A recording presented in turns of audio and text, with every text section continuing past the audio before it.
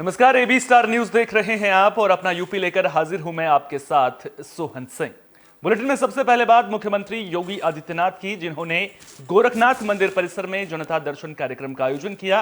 इस दौरान सीएम योगी खुद एक एक करके फरियादी के पास गए और उनकी समस्याएं सुनी। सीएम ने सभी से उनकी परेशानी से जुड़ी प्रार्थना पत्र लिए और अधिकारियों को समस्याओं के निस्तारण के लिए निर्देश दिए। सीएम योगी ने कहा कि प्रदेश में सभी को सरकार की योजनाओं का लाभ दिया जा रहा है, किसी को भी अधिकारियों के चक्कर लगाने की जरूरत नहीं है।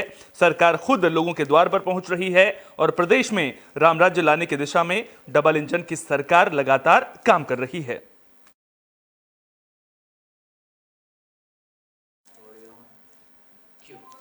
सरकार देश भर में स्वच्छता अभियान चला रही है, जिसके तहत लोगों को जागरूक किया जा रहा है, सफाई का संदेश भी दिया जा रहा है। इसी कड़ी में यूपी सरकार के गन्ना राज्य मंत्री संजय सिंह गंगवार ने लोगों को स्वच्छता का संदेश दिया। मंत्री जी ने पीलीभीत के प्राचीन यशवंतरी देवी मंदिर में झाड़ू लगाकर साफ सफाई की। पीएम मोदी के स्वच्छ तीर्थ अभियान के तहत नगर अध्यक्ष विकास श्रीवास्तव भी सफाई करते नजर आए। पीलीभीत के मंदिरों में झाड़ू लगाकर स्वच्छ तीर्थ पखवाड़े का शुभारंभ किया गया है। यह अभियान 22 जनवरी तक चलेगा। इस दौरान राज्य मंत्री के साथ तमाम बीजेपी कार्यकर्ता मंदिरों की सफाई करते नजर आए।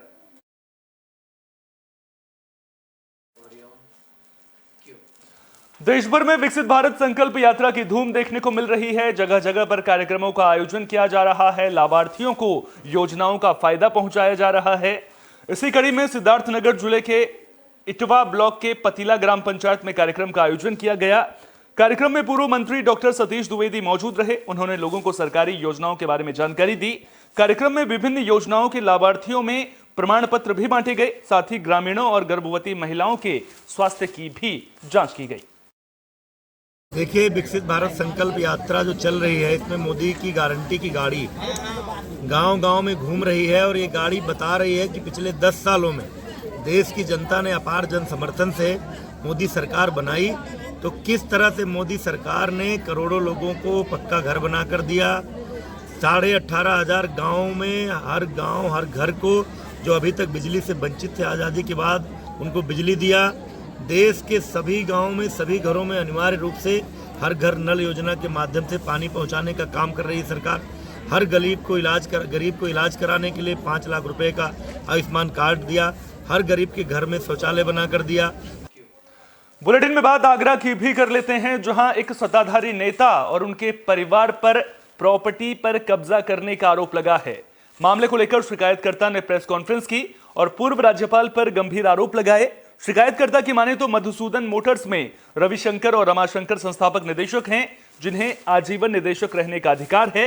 इसी तरह मधुसूदन व्हीकल्स में दोनों भाइयों ने के जो बेटे हैं रचित अग्रवाल और दीपेंद्र शंकर संस्थापक निदेशक थे, लेकिन पूर्व राज्यपाल और उनके बेटे के संरक्षण में छोटे भाई रमाशंकर और उनके बेटों रचित और अनुराग ने धक्के देकर शोरूम से बाहर कर दिया है और 2 व्यावसायिक संस्थानों पर कब्जा करवा दिया और हीरो मोटरसाइकिल की डीलरशिप पर षड्यंत्र से प्लानिंग कर पति और बेटे ने अपने नाम करवा ली है। इस तरह के आरोप लग रहे हैं और एक बेहद गंभीर आरोप लगाए गए हैं।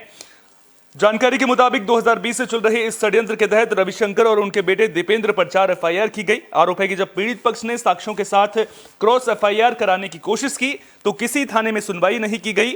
अब कंपनी के मालिक न्याय के लिए भटक रहे हैं और सत्ताधारी नेता के परिवारीजन शोरूम के मालिक बने बैठे हैं। पीड़ित पक्ष ने कोर्ट के जरिए से कई एफआईआर भी करवाई, लेकिन आरोप है कि सत्ता के प्रभाव में कोई कार्रवाई नहीं होती है।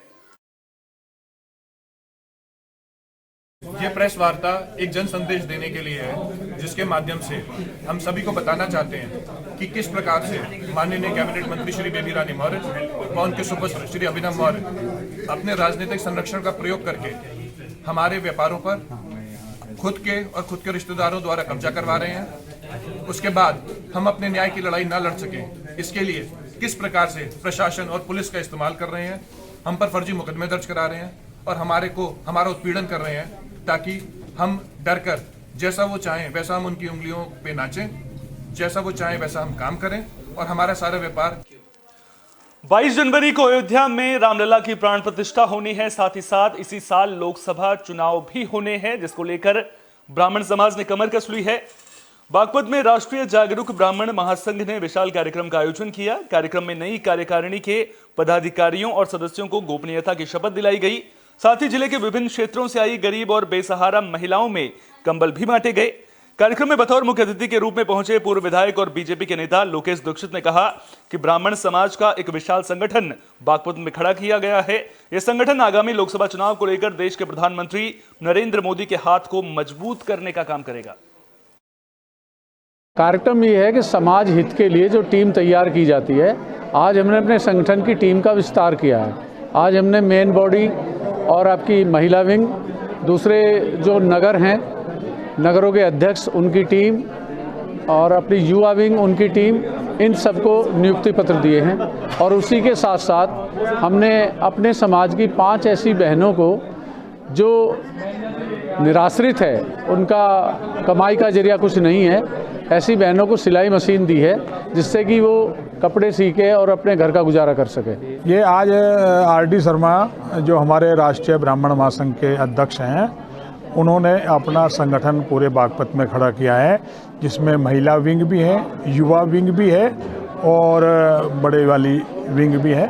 तो ये पूरे तहसील। महोबा की एसपी अपर्णा गुप्ता ने जनचौपाल लगाई, जिसके जरिए जनता के साथ कानून व्यवस्था को लेकर संवाद किया गया। लोगों को कानून के बारे में जानकारी दी गई। आपको बता दें कि यह जनचौपाल चरखरी कोतवाली के गुलमर्ग पर आयोजित की गई थी। शहर के लोगों के साथ कानून व्यवस्था के मुद्दे पर चर्चा की गई।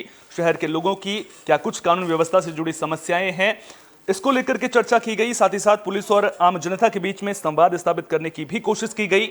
एसपी ने क्षेत्राधिकारी और थानाध्यक्ष को समस्याओं के जल्द समाधान करने का निर्देश दिया।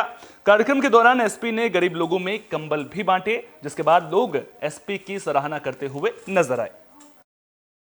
युवाओं को ये संदेश देना चाहते हैं कि कोई भी काम करें, पढ़ाई करें, चाहे खेल करें, पूरा मन लगा करके करें, 100% करें। और जिस तरीके से यहाँ का इतिहास रहा है दुनिया के पूरा का इस क्रिकेट टूर्नामेंट का, कि बहुत अच्छे स्तर पे गांव के लोग कराते हैं। अगर इसमें सरकार की थोड़ी बहुत सहयोग मिल जाए, प्रशासन का थोड़ा बहुत सहयोग मिल जाए, तो निश्चित तौर पे यहाँ बहुत प्रतिभावान खिलाड़ी आते हैं, पूरे प्रदेश से आते हैं। और आने वाले समय में यहाँ ये ग्राउंड भी ऐसे प्रतिभावान खिलाड़ी देश को दे सकते हैं। युवाओं को ये संदेश देना चाहते हैं कि कोई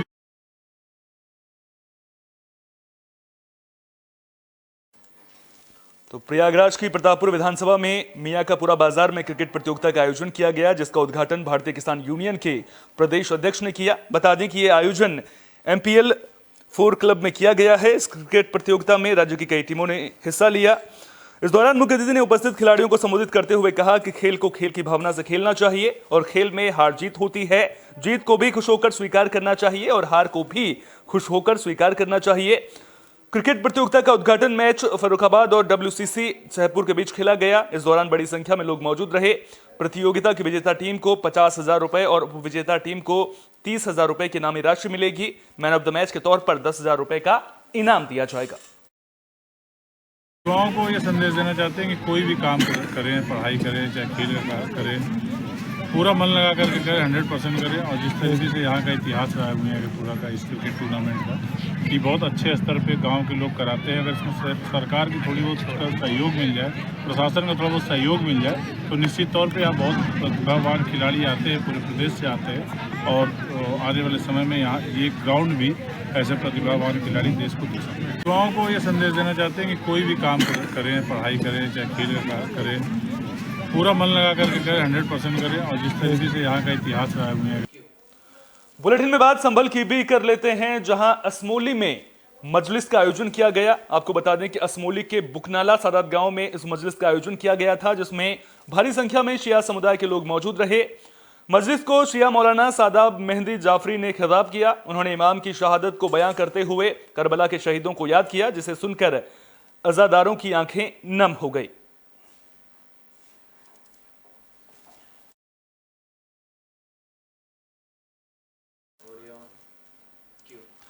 बागपत में अब अगर ट्रैफिक नियम तोड़े तो फिर आपको यह महंगा पड़ सकता है, क्योंकि बागपत की पुलिस अब हाईटेक हो गई है। बिना रोक टोक के ट्रैफिक पुलिस अब चालान करती हुई नजर आएगी। दरअसल एसपी अर्पित विजयवर्गीय ने बागपत में ट्रैफिक कमांडर सेंटर का उद्घाटन कर दिया है।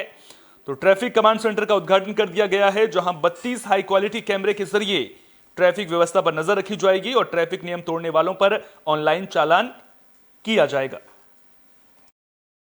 ये आज ट्रैफिक कार्यालय में हमने ट्रैफिक कमांड सेंटर का उद्घाटन किया है।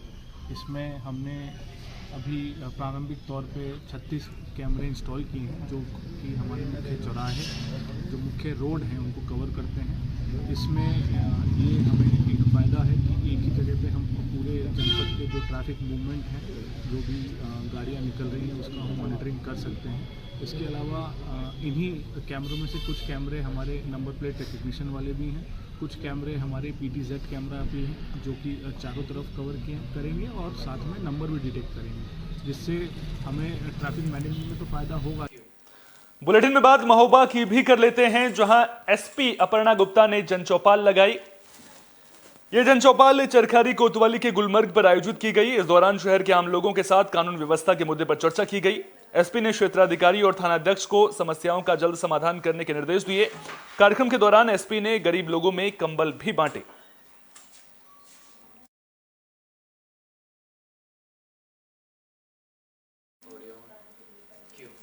बुलेटिन के आखिर में बात फर्रुखाबाद की भी कर लेते हैं, जहां 2 बाइकों में टक्कर का मामला सामने आया है। टक्कर के बाद बाइक में आग लग गई थी, जिसके बाद बाइक धुंधु कर जलने लगी और फर्रुखाबाद फतेहगढ़ मुख्य मार्ग पर जाम लग गया। मामला फतेहगढ़ कोतवाली इलाके के CMO ऑफिस के पास का है। जानकारी के मुताबिक CMO ऑफिस के सफाई कर्मचारी कैलाश बाइक से ऑफिस पहुंचे थे। इसी दौरान पीछे से एक बाइक सवार ने उनकी बाइक में टक्कर मार दी। जैसे ही बाइक नीचे गिरी, उसमें आग लग गई थी और मेन रोड पर जाम लग गया था। जानकारी मिलने पर पहुंची फायर ब्रिगेड की गाड़ी ने आग पर काबू पा लिया है।